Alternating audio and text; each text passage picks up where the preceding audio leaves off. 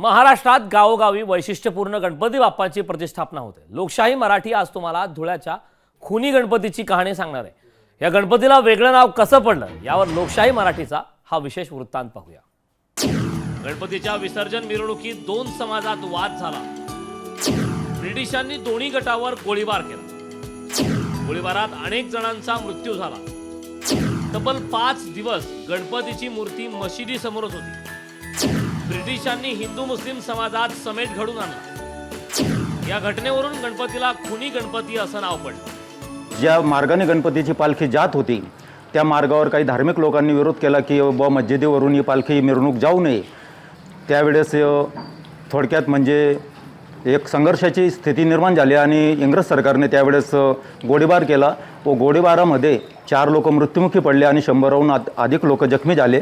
तेव्हापासून या गणपतीला खुनी गणपती म्हणून ओळखलं जातं आणि त्या मस्जिदीला खुनी मस्जिद म्हणून ओळखलं जातं।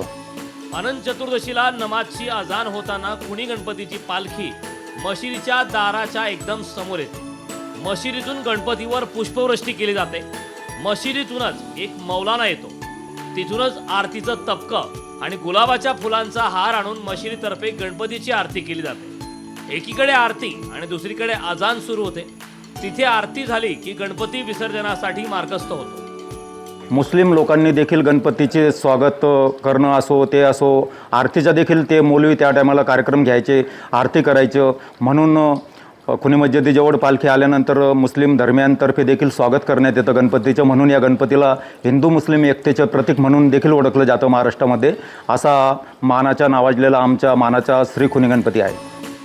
खुनी गणपतीच्या स्थापनेला वाद निर्माण झाला, पण हा गणपती हिंदू मुस्लिम एकतेचं प्रतीक म्हणून ओळखला जातो। प्रत्येक शहरात अशा गणपतीची प्रतिष्ठापना झाल्यास सणासुदीला अकारण निर्माण झालेले वादच होणार नाही।